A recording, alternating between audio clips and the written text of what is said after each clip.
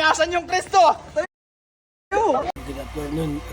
Meron po pala akong napanood na video na yung tradisyon natin na mahal na araw ay ginawa nilang laruan. Tama ba yun? Tayo mismo Katoliko ang gumagawa ng mga katarantaduan sa tradisyon natin na mahal na araw. Ito, tignan nyo itong video na itong papakita ko. Watch this. Ingasan yung Kristo! Kulay cross! Saan na naman? Masakit na naman. Kiraba. Kiraba. Makuha ka lang, mapatabi ko.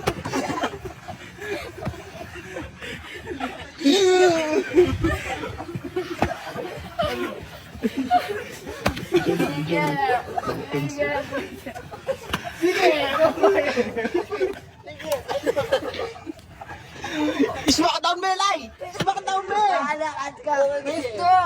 Wala pa! Lagi! Alakad ka! Nakpagyan ang bangin! Nakpagyan! Nakpagyan ang bangin! Kita malalam! Kita malalam! Diretso ka! Kita bangin! Sabi mo sa kita kabila. Kita kabila!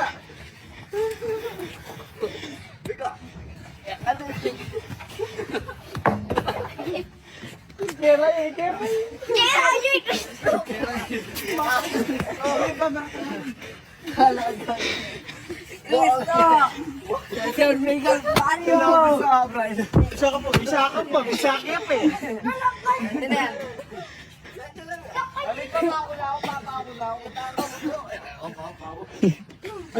Tayo pa ako, mga kairin. Ay da, ali ba pa tayo ni Keka? Kawag ka tao. Nangantay, baba. Ito pa meron pang isa eh.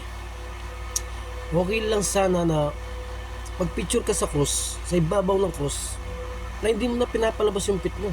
Ito, Diyos ko po.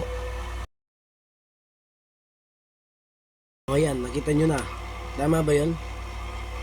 Mag-comment ka nga dito kung tama yung ginawa nila and share mo na rin.